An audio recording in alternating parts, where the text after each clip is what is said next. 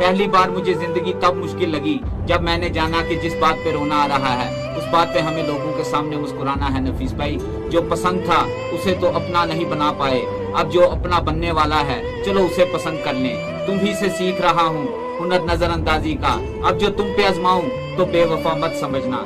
पता नहीं तुमसे कौन सा रिश्ता है, दर्द भी तुम ही से मिलता है और याद भी तुम ही आते हो। अस्सलाम।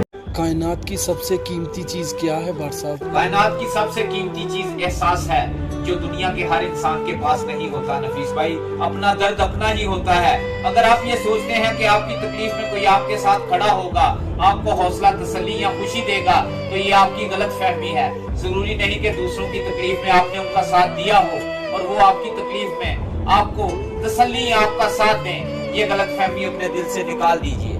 अस्सलाम वालेकुम। रिश्तों के बिना, ताल्लुकात के बिना हमारी जिंदगी बेरंग है। हमें सारी जिंदगी रिश्तों की जरूरत रहती है, क्योंकि हम इंसान हैं और हम इस दुनिया में रहते हैं।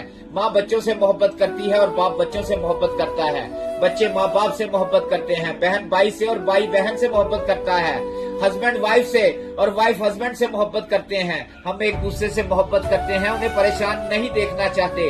इसलिए जब कुछ गलत देखते हैं, कुछ ऐसा देखते हैं जो हमें गलत लग रहा होता है, तो हम अपने प्यारों को रोकते हैं, क्योंकि हमें उनकी फिक्र होती है। इसलिए जब हमें अपनों को बताना होता है कि आप गलत हैं, आप कोई गलती कर रहे हैं, तो ये तनकीद नहीं होती नफीस भाई, ये तनकीद नहीं होती। अस्सलाम वालेकुम। अच्छा नहीं लगता किसी को बार बार अपनी याद दिलाना। अगर अहमियत होगी तो लोग खुद ही याद कर लेंगे। मोहब्बत तो हर कोई कर लेता है, लेकिन इंतजार और वफा किसी के बस की बात नहीं। नफीस भाई, आग लगा दी आज उस किताब को मैंने, आग लगा दी आज उस किताब को मैंने, जिसमें लिखा था अगर मोहब्बत सच्ची हो तो मिलती जरूर है। हर कोई परेशान है मेरे कम बोलने से, मगर मैं परेशान हूँ अपने अंदर के शोर से।